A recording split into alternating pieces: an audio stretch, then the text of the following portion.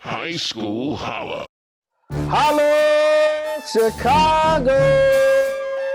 Stephen Spoon Ramsey welcoming everyone from Chicago and all surrounding areas to the best show in Chicago for high school sports, the H2S2 High School Holla Sports Show. We are back on our first show of 2021, and during the Martin Luther King weekend, we are debuting a new segment featuring one-on-one discussions with those CPS coaches who have contributed to the rich tradition behind what we know as the Chicago Public League. We are calling this segment the H2S2 Legends of CPS Sports.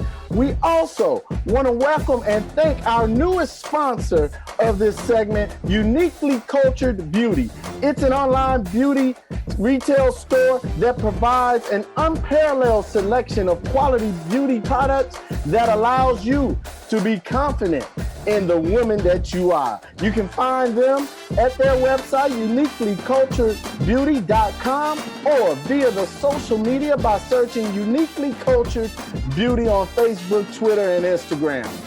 We have joining us on the new Legends of CPS Sports segment, a man who spent 18 years as a CPS basketball coach, as well as forming a non-for-profit community organization aimed at helping kids be better student athletes and attend college, which we'll learn a little bit more about in a moment. He's also involved in the Chicago Public League Basketball Coaches Association and the Illinois Basketball Coaches Association. Welcome, retired Von Steuben Panther basketball coach Vince Carter, to the H2S2 show. Coach Carter, we're glad to have you. Thank you very much. And also joining us is a man that you guys have heard on the H2S2 show before.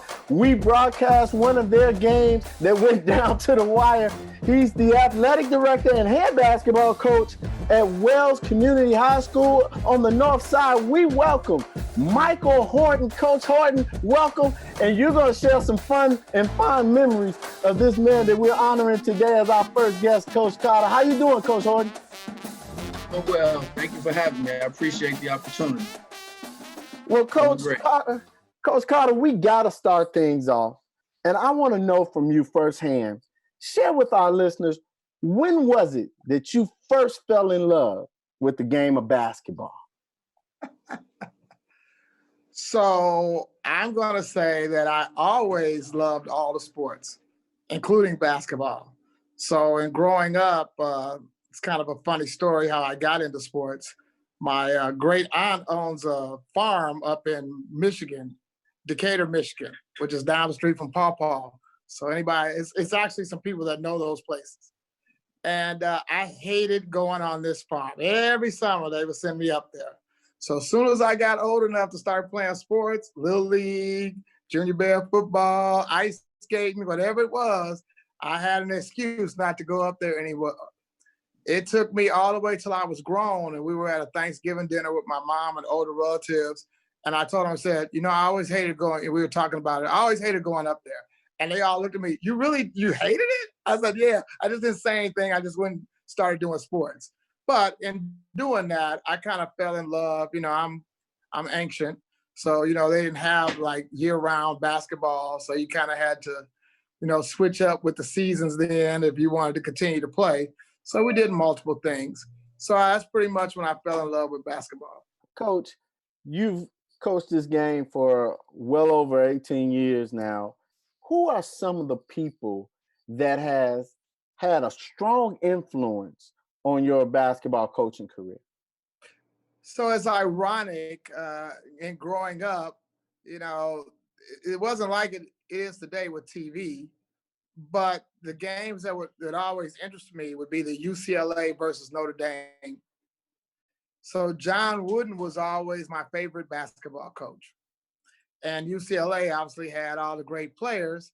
And so even when I first started coaching, and Michael can attest to this, we always played a 2-2-1 press. And I actually got that from John Wooden in playing basketball. But as I moved up, Coach Clint Lewis, who was the varsity coach when I first started coaching. He was the varsity coach, and I was I came on as the JV coach. He was very instrumental in starting me off, and I was kind of doing the AAU, so he knew I could coach a little bit, and I was just the youngest man on the totem pole at the school. But then as I started to get into it and be the varsity coach, the old school coaches like Coach Cox, Coach Hambrick, Coach Fate Michael, Redmond, Dorothy Gators, Luther Bedford, those were kind of the mentors that I kind of looked up to see the types of things that they were doing. I got a funny Hambrick story. So we all played at NIU. So Von Steuben at first didn't really do the extra stuff that everybody, like camps and stuff. So, I was all into that, traveling and doing stuff. So, we're going to go play in the NIU tournament. So, Coach Hambrick had just an air about himself that a lot of people, he kind of was off to himself, and, he's just that person that everybody was kind of afraid to approach. So we're at NIU and we're at Moody Bible. He's sitting out in the lobby by himself, and my team's out there in the lobby. We're not playing. So I see the chair next to him, so I go sit next to him. So we start talking. He talks to me, I'm talking to him, and this is right when we were kind of getting to be a little better. And he was telling me, we played this game at Chicago State against Dunbar. They really haven't been that good lately. So I'm pepping us up. Yeah, Von Steuben, we're up on the rise, and our fans travel, and I graduated from Chicago State. We can get, and so we go and play them, and we actually beat them at Chicago State. And Rob Smith was the sophomore coach, and Rob and I were friends. And Rob said, "Man, you really made an impression on Coach Hambrick. He really likes you. He thinks you really nice." So that's probably one of the things. That's when I knew I had kind of made it. And so that's my Hambrick story. And I was the only one that sat over there talking to him. And then after that, he wasn't super duper talkative, but he wasn't like Mr. Standoffish. He just kind of, is one of those guys that, okay, what am I going to say to him? And so we just started talking. So after that, I won't, we weren't drinking buddies, but you know what I mean? But it was like a little respect, of how we ran our program at Bond. So all of that combined probably got me really started.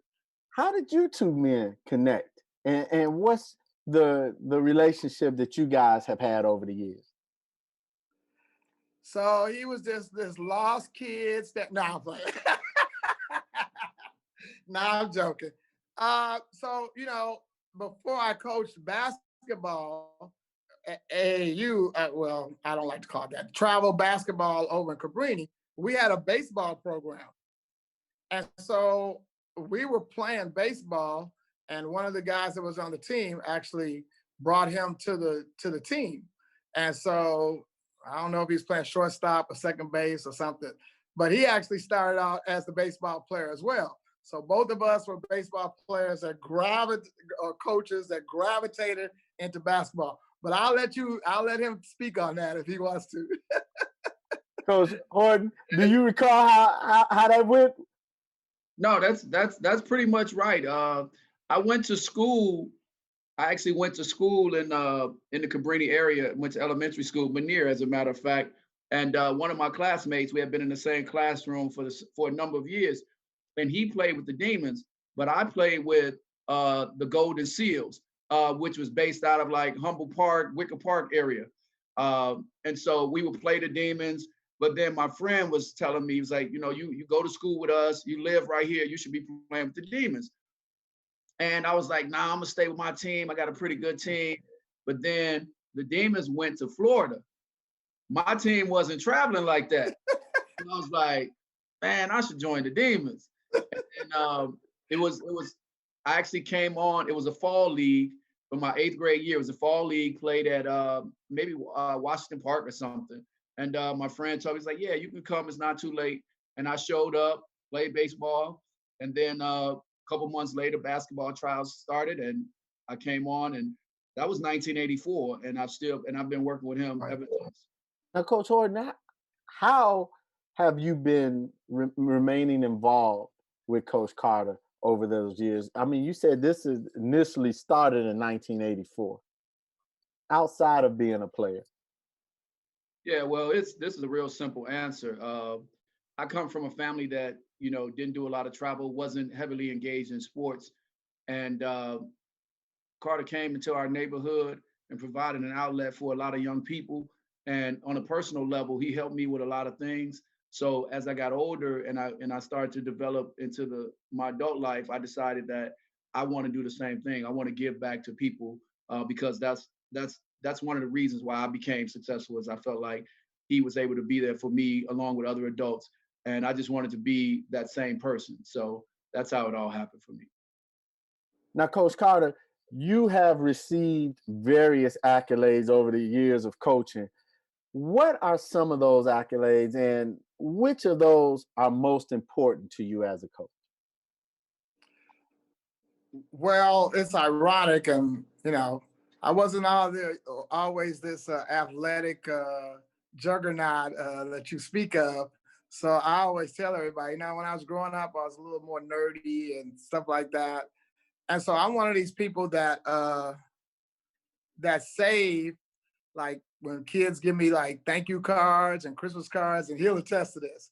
And even from my school, like when I've been teaching, like I still have my first class. When I left that student teaching and then they transferred me to Vaughn, they gave me these cards.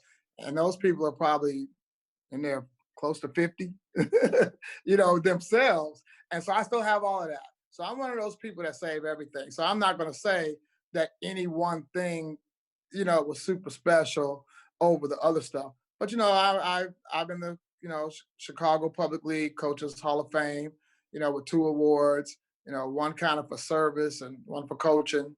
I'm in the IBCA. I was Coach of the Year a few times with that. So, I mean, to me, when you get an award from people that you actually work with, because you never know if they really like you or not.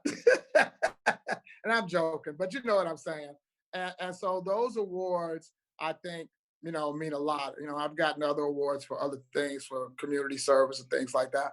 So for me, all the awards are, it's not one that's more, it's not like I won the Heisman or something, it's nothing like that. But I think that anytime your co-workers and everyone recognizes the body of work that you've done, those are great awards. Now, when you look back over your coaching career, Coach Carter, what, if anything, would you do differently if you were still coaching? I find more 6'7" players. I think that, you can't teach height. I don't know if I would have done anything different. I can let maybe Michael can, I'm not one of these people. He could tell you if I did this or not. I'd like to think that I changed the way I coached when the game changed. A lot of coaches, they want to continue to do it their way. And I like to think, and maybe it's because I taught school too. And so I saw how teenagers would, how they're like, like I teased the 2003 group. We laugh about how big they wanted to wear their jerseys, hanging all down off their butt. Now the kids want the jerseys to be small. And even then I used to say, no, we're just gonna buy the jersey so they fit you. No. Then we're gonna look funny, So some of the stuff that kids did, I think, I changed with the game. Even in my teaching, I kept up with what the kids liked. So I like, I like rap music. I like things like that. They say I know everybody. And so I think that's one of the things. So, and then I feel like I matured as a coach, over the years. Michael had a lot to do with that because he's one of those people that doesn't mind telling me when I'm screwing up or when I screwed up. He don't mind telling me. And, 90% of the time he's right. 10% I get him back on it. No, this is what it's But you need to, I don't have that big of an ego where you can't tell me if I'm wrong. It might hurt my feelings for like 20 minutes or so, but I get over it. And I'm like that. So a lot of people like on the boards that I serve on, they like that because they say, well, you'll just, my principal definitely liked it when I was the math chairman because, I tell the teachers who weren't doing a good job of teaching, I tell them in a second. So, I mean, not in a negative way or being tough, but, like being a coach, your man is kicking your butt. He's going to play better defense. I'm going to get somebody else to go out there. So I don't think I would do too many things different. I mean, it's always, what if I knew, So I always tell people, if I knew what I knew now, I would have beat Sean Livingston's team in 2003. So I never blame the kids for that. I always blame myself. And then 2004, I kind of screwed that up too. So after that, I got a little bit more mature in the way I approached the game and coached. And so, I'm not, I think, I did a good job. You've coached a number of players throughout your career, Coach Carter, such as Coach Horton. Share with us, who are some of the most memorable moments that you've had with some of your former players, and who are they? I think in high school, and I thought about this when you had asked me that earlier. The two games I remember from high school that always strikes me the most is beating Brother Rice at the United Center to go downstate, and I think that was memorable on like a couple of levels. First of all, they had just beaten Julian and Simeon, and then they had to come to Chicago State. So they're coming in there thinking we can beat all the public league teams. Now the ironic thing about that is I went to Leo, so some of the dads of the kids at Brother Rice at that time were at Brother Rice when I was at Leo, so I knew them. And so, it was kind of a, they thought that, that was our first year going to regionals and super sectionals. And, it was like Arnie Duncan made this and everybody was mad at him. Arnie Duncan and I are still friends, and I saw him at Thanksgiving. I still remind him how I saved his job at CPS so he could go on and be the Secretary of Education. And we just laugh about that all the time. So I think that was one of the big wins. And it was so funny because one of my other assistant coaches lived up by the school. And after the game and all the interviews and everybody was excited, Northside team won the city championship, much less going downstate, since the 40s. So we stopped at the White Castle on Kedzie and Addison. And we go in and it's like people from the north side, oh, that's so great, the north side team. They were like super excited. Like all of a sudden I was like this mini celebrity on the north side. And that's one of the most memorable times. I mean, the next day at school, the kids were excited. The teachers were excited. I went from having one assistant coach to every teacher telling me to run this play. All of a sudden, people we thought never even liked basketball, they were like all into it, and how we getting downstate. And, we had about 15, 20 buses that we took down there. And so that probably was that week. I think we played on that Monday and we left on that Thursday. So that week was pretty much one of the exciting things. Coach Horton, is there a moment that you remember as an assistant coach with Coach Carter that always will stick out to you, that's helped you in your coaching career? I actually have three outside of those games. I really enjoyed those, but I have three, and I'll be real brief. One of the first ones is, and this is a lesson in taking advantage of your opportunities, and I share this story with some of my kids. Everybody that knows Von Steuben basketball from that era knows Angel Santiago. And Angel unfortunately missed the game, and I can't even recall why he was going to miss the game. But Jeremy Simmons, in that game, it was against Northside College Prep, and they were pretty decent back then. And Jeremy scored 49 points. And that's when he started to be recruited by schools, and like his star blossomed. And I say this to people all the time. Maybe he wouldn't have had that chance had Angel been there to at least score that many points. I mean, his game was evolving, but I always look at that as, hey, when you get your opportunity, you need to be ready, which is why you always need to work, because you never know when your opportunity may come. that stands out, and I use that story. One of the ones that also stands out to me, the year that Hillcrest was #1, we played them at Proviso West, and that was a great game for me. Again, I don't even look at things for me personally, but for Von Steuben, that was, this was after the downstate run and all that. This showed that there's a level of consistency here, that this team is going to be good. It can be reckoned with for a number of years. And a lot of the young people that I had that grew up with me on the Demons and played at the YMCA played a big role in that game. And to go up against Jarrell McNeil and Maurice Acker, and for them to play well, and we beat them by quite a bit. And so it always stands out. And I was proud of the program. I was proud of the kids that I was close to. And then the other one that stands out to me was senior night, my son's senior night. Sin was coming on. Sin had, there was a tie for the conference. Whoever wins this game wins the conference. Sin goes up by 1 point with like 5 seconds to go. We had to go the length of the court. I'm in there, Carter's in there. We're yelling out of plays. This is what we're going to do. This is what we're going to do. And my son said, just give me the ball.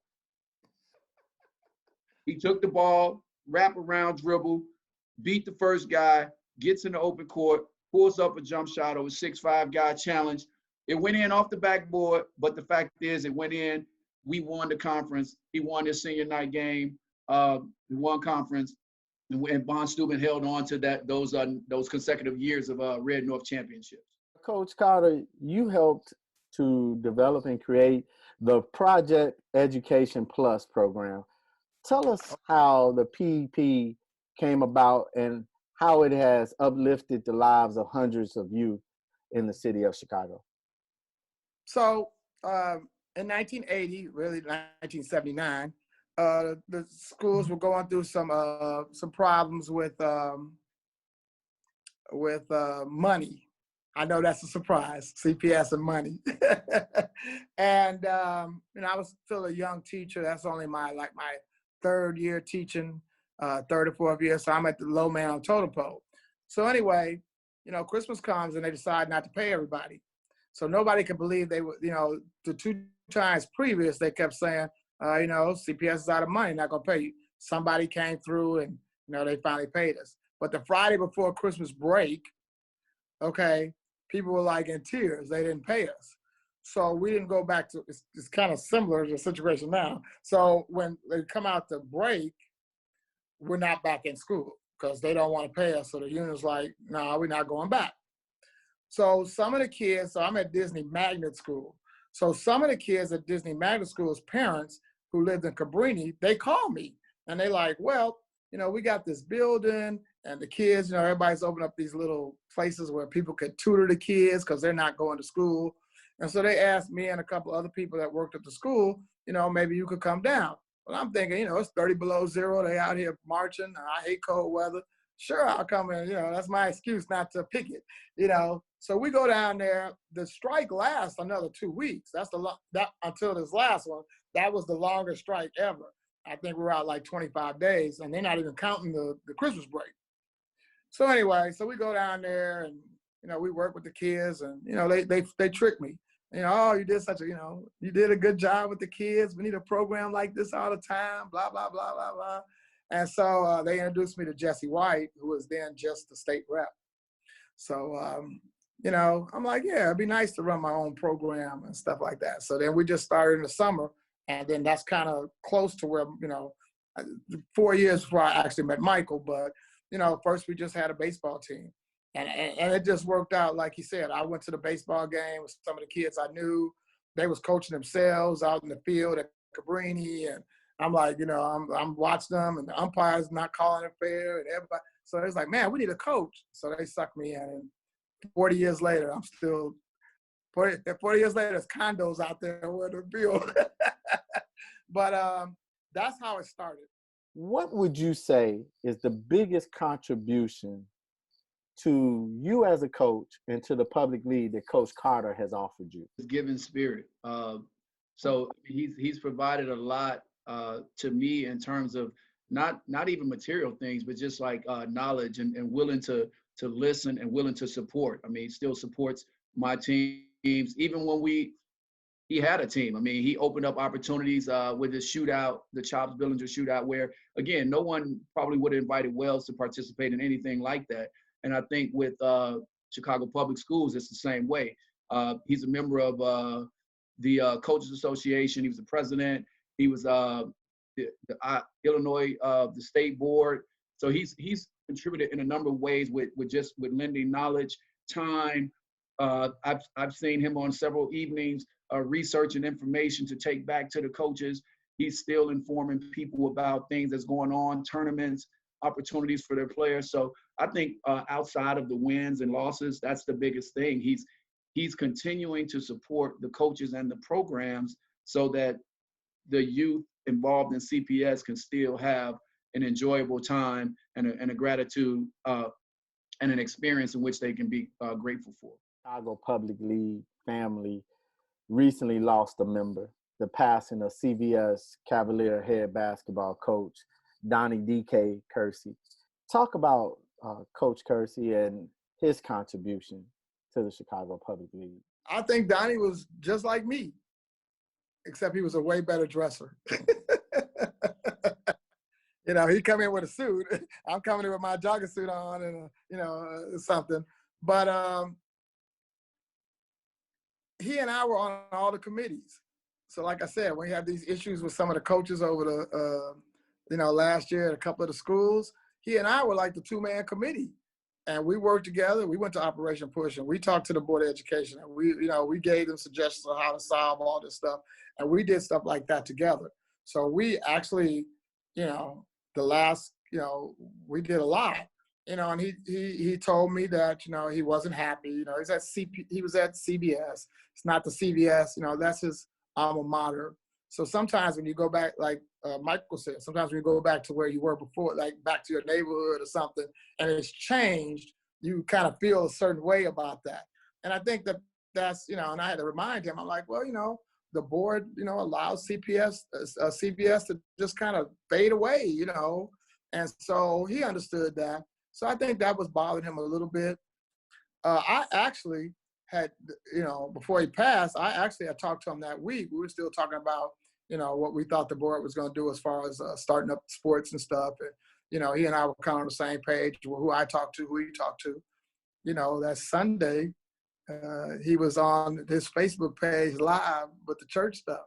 And then they called me at 5 o'clock in the morning and said that he had passed away. And I was like, well, wait, he was just on Facebook. Nah, this can't be true. He was one of those people that didn't talk a lot about himself. I think, like I said, we're similar. I don't need all that extra. I mean, I like when everybody likes when somebody says you're doing a good job. And so I think that part of it is good. He did some college stuff. And we worked, some of the kids that he would let come play with me on the Demons, because he knew what kind of program I run. He was like me. He would tell these guys, he might have been a little less tactful. He's more like Micheal. He's a little less tactful than me. But, he would tell these guys when they, not doing what they need to do and stuff like that. That's going to be hard to replace. No disrespect to the younger coaches. They're not, I guess when we were growing up, like serving the community and giving back, and, I went to Catholic school, and, and so you kind of get indoctrinated by that. And, you know what I'm saying? The younger guys seem to be a little bit, I'm not going to say they don't want to give back and they like coaching and everything. It's just not the same breed. And so we both understood that. We were always trying to find ways to bring them into the fold to make them want to do more stuff. So we would get them to do more things. It's kind of like he was on the south side, I'm on the north side. This is perfect. We got both sides covered. I mean, there's other people in the committees too. And, it's really sad. It's going to be hard to replace Donnie. Coach Carter, before I let you go, we always want to give our guests an opportunity to acknowledge those who have supported you throughout your coaching career. Who would you like to give thanks to in your circle of family, friends at this time that have supported you throughout your coaching career? Well, beside Micheal, who I've already, can't say enough, it's ironic And I guess, you don't get this choice till you grow older, that here's some young man who, came just to play baseball and then ended up helping run a program and coaching. And we've been, now he's older than me, and I'm helping him cross the street. But I mean, so that would be number one. There's a lot of people that help in different ways, and I'm able to like there's people that help with Project Education Plus because that's their thing. Then there's people that help with the basketball thing because that's their sports is their thing. So we have a lot of people, especially over the years.